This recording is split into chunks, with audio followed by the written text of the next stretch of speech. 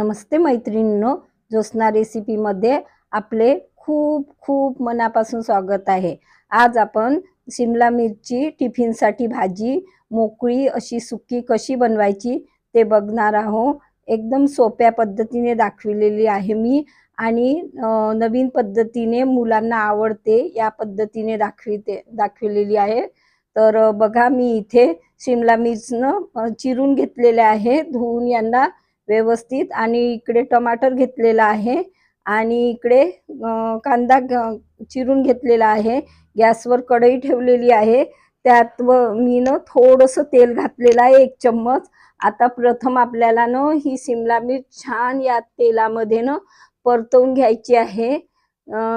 या पद्धतीने बनवाल तर इतकी छान स्वादिष्ट बनते आणि कसं टिफिनवर वगैरे द्यायला सोयीची आहे। मुलांना थोडीसं चवीमध्ये फरक वाटतो, तर या पद्धतीने बनवून बघा, खूप छान स्वादिष्ट बनते। आणि थोडं मी मीठ टाकलेलं आहे। हे म्हणजे आता आपल्याला भाजून राहिलो आपण तेलामध्ये, थोडंच तेल टाकलेलं आहे। अशा पद्धतीने मी छान त्या परतवून घेतलेल्या आहे, बघा या पद्धतीने। तर आता काढून घ्यायच्या, थोड्या परतवल्या आहे 5 मिनिटापर्यंत मंद हीटवर। आता त्याच कढईमध्ये मी 2 चमचे तेल गरम करून घेतलेलं आहे, 1 चम्मच जिरं मोहरी टाकलेली आहे, तडतडू द्यायची आणि मग कांदे टाकायचे। तुम्ही अद्रक लसणाची पेस्ट टाकू शकता, परंतु मी आता त्याला आवडत नाही तर टाकलेली नाही आहे, टिफिनसाठी बनवत आहे। आता हे छान कांदे परतवून घ्यायचं, थोडीशी हिंग टाकायची आणि हे कांदे तेलामध्ये परतवून घ्यायचे आहे छान व्यवस्थित। त्यानंतर मी अर्धा चम्मच हळद टाकलेली आहे, 1.5 चम्मच मी तिखट टाकलेला आहे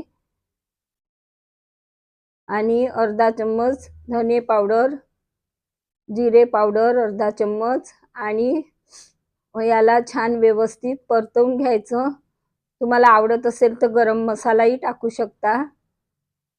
आणि आता मी टमाटर टाकून घेतलेला आहे, टमाटर टाकून हे परतवून घ्यायचं आहे आणि छान व्यवस्थित शिजवून घ्यायचं आहे। जेवढा व्यवस्थित मसाला शिजेल तेवढी भाजीची चवी वाढत असते। आता चवीपुरतं मीठ टाकून घेतलेलं आहे।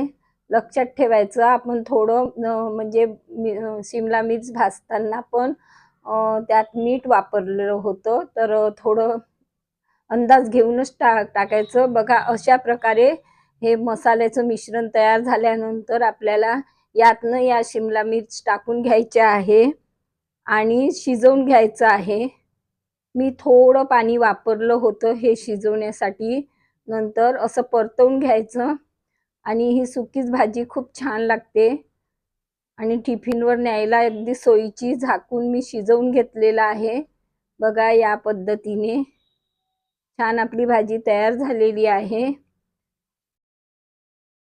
थोडं मला सुकं वाटलं म्हणून मी अजून थोडं पाणी टाकलेलं आहे।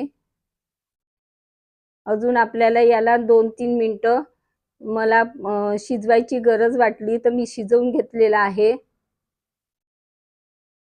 बघा या पद्धतीने।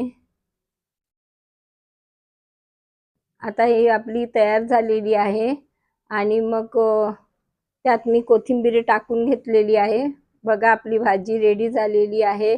कशी वाटली तुम्हाला माझी पद्धत? नक्की ट्राय करा आणि कमेंट्स करून कळवा। आवडली असेल तर माझ्या चॅनलला सबस्क्राईब करा, व्हिडिओला लाईक करा, आपल्या मित्राशी शेअर करा। पुन्हा भेटू नवीन व्हिडिओ सोबत, तोपर्यंत मस्त राहा, खुश राहा, धन्यवाद।